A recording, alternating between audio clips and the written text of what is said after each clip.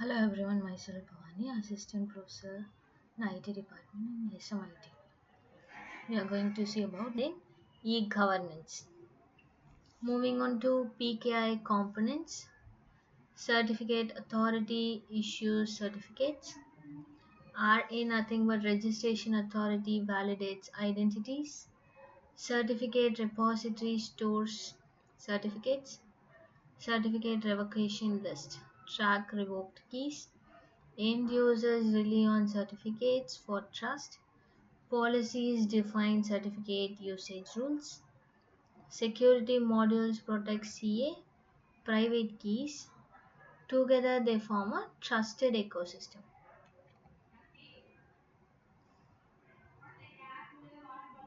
And then moving on to user authentication. Authentication verifies the user identity and then it ensures that authorized user access resources. It can be based on knowledge, possession, and then biometrics. Network authentication is a critical in remote access. Weak authentication leads to security breaches. Cryptography strengthens authentication mechanism. Can be mutual or one-way authentication, essential for secure distributed system. Let me tell the process how it's work. Actually, authentication verifies the identity of user who's trying to access the system, network, or application. It ensures that only legitimate users are granted access and is a core concept in information and then network security.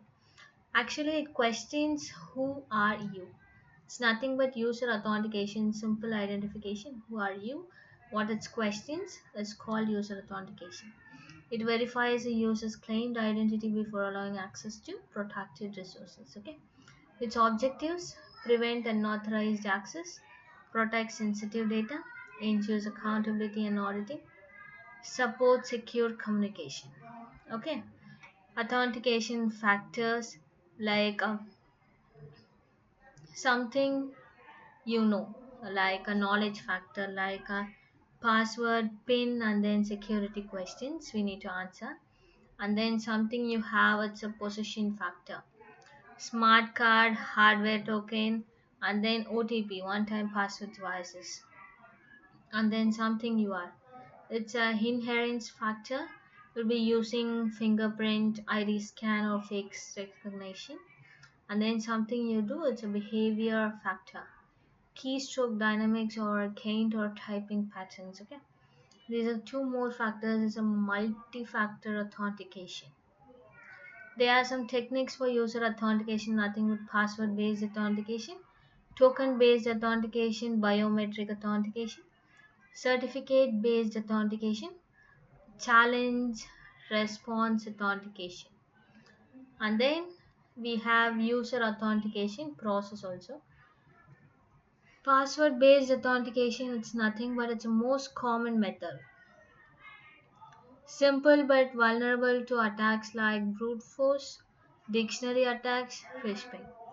Now moving on to token-based authentication, use of physical or software tokens, often combined with passwords. Okay, and then biometric authentication, nothing but based on physical or behavior traits, difficult to forge.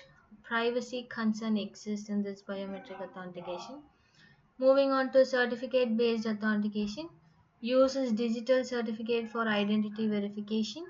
It's based on, since certificate means we all should know that it's X.509 certificate, widely used in secure networks. And then challenge response authentication. System sends a challenge. User proves knowledge of a secret without revealing it. Prevents repay attacks. Okay, we can set example is Kerberos. Okay, and then moving on to user authentication process, it has only 4 steps.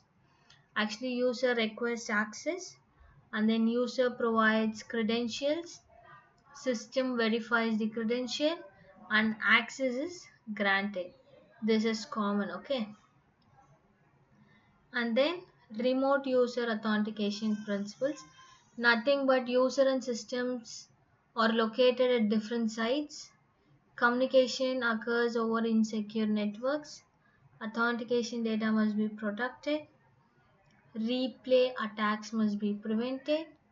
Passwords alone are not sufficient. Encryption ensures secure identity verification.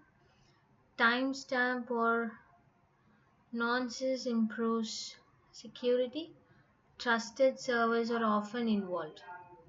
These are the principles used in remote user authentication principle. Let us elaborate. Nothing but process of verifying the identity of user who access the system or network over an insecure communication channel. That's most important. Like if there is insecurity in communication channel, we need to identify who is the user and who is going to access the system. See, let us define what it is. A remote user is legitimate. Credentials are not exposed during transmission. Communication is protected from attackers. Actually, what we need for this remote user authentication is we need open and insecure network. That's most important. And then risk of impersonation, and then possibility of eavesdropping and replay attacks. Protection of sensitive resources. Okay. And then principle will be first principle, we should identity verification. Second, confidentiality of credential is most important. And then third, protection against replay attacks. Fourth will be mutual authentication. Fifth will be resistance to man in the middle attack. Sixth will be use of session keys. Seventh principle will be scalability and efficiency. Eighth will be trusted third party. These are the principles. Okay, now moving on to remote authentication using symmetric encryption. Nothing but shared secret keys are used for authentication. Challenge response protocol verify identity. Password are not sent in plain text. Why? Because password is most confidential. We need to send the password in ciphertext, okay, not in plain text. Noses prevent replay attacks. Requires secure initial key distribution. Efficient and fast compared to public key methods. Scalability is limited in large networks, often used with trusted third parties. Thank you.